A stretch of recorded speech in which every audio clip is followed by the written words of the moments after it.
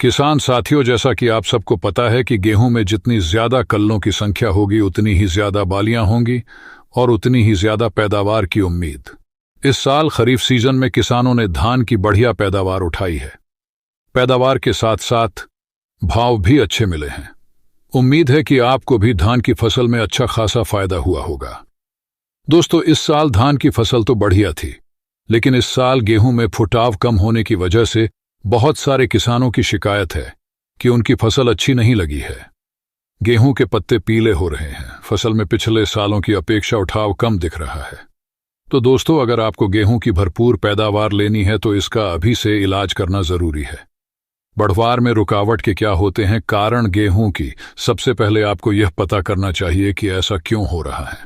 देखा जाए तो इसके मोटे तौर पर 2-3 कारण हो सकते हैं। इस साल अभी सर्दी भी कम पड़ी है, गेहूं लंबाई खींच रही है, फुटाव जो है ना वो ज्यादा नहीं हो रहा है। कुछ खेतों में पौधे दब रहे हैं, चाल नहीं बन रही है। हो सकता है बिजाई आपकी बहुत ज्यादा गीली मिट्टी में हुई हो, या फिर पहला पानी ज्यादा लग गया हो, या फिर किसी खरपतवार नाशक दवा का असर भी हो सकता है।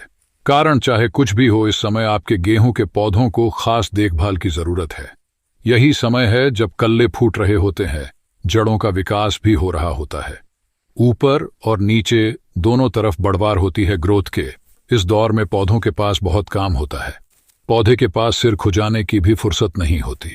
यूरिया तो हम समय से भरपूर मात्रा में डाल ही देते हैं, लेकिन सिर्फ यूरिया से तो बम्पर पैदावार का सपना केवल सपना ही बना रह सकता है। आज के इस वीडियो में हमारा मकसद भी यही है कि आपको ऐसा फार्मूला बताया जाए जिसे अप्लाई करने के बाद आपकी गेहूं में किसी भी तरह की कमी ना रहे। ग्रोथ के समय किन तत्वों की है जरूरत? दोस्तों, जैसा कि हमने बताया, पहले पानी के बाद जब पौधों के पास बहुत ज्यादा काम होता है, उस समय इसको बहुत ज्यादा एनर्जी की जरूरत होती है। तो दोस्तों, इस समय ध्यान रखना है कि पौधों को किसी भी तत्व की कमी ना रहे। जिन जिन तत्वों की सबसे ज्यादा जरूरत है वे मौके पर प्राप्त हो जाएं। तो साथियों, इस समय गेहूं के लिए वे कौन कौन से तत्व हैं जिनकी गेहूं को ज्यादा जरूरत होती है? तो दोस्तों, डीएपी हमने पहले ही दे दिया, जिसकी फॉस्फेट से जड़ों का विकास तो हो गया। हालांकि बाद में भी इसकी जरूरत होती है, जो पौधा अपने आप लेता रहता है।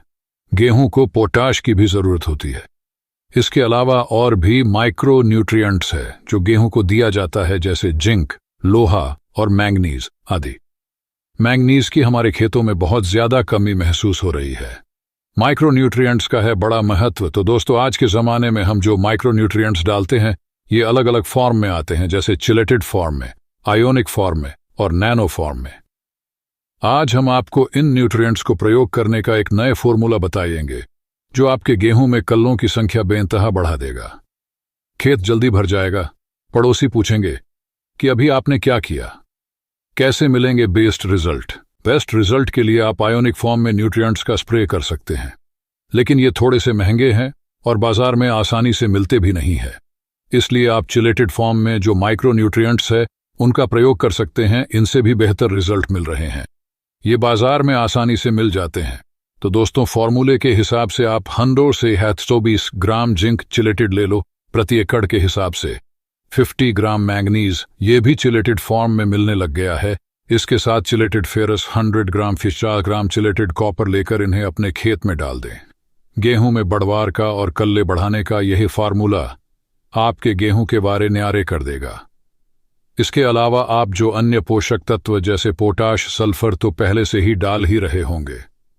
पहले की रिपोर्ट में हमने इनको लेकर पूरी जानकारी दी हुई है। इनके साथ अगर आप इस वीडियो में दिए गए फॉर्मूले के हिसाब से माइक्रो न्यूट्रिएंट्स डाल देंगे तो आपकी गेहूं की फसल में कोई कमी नहीं रहेगी।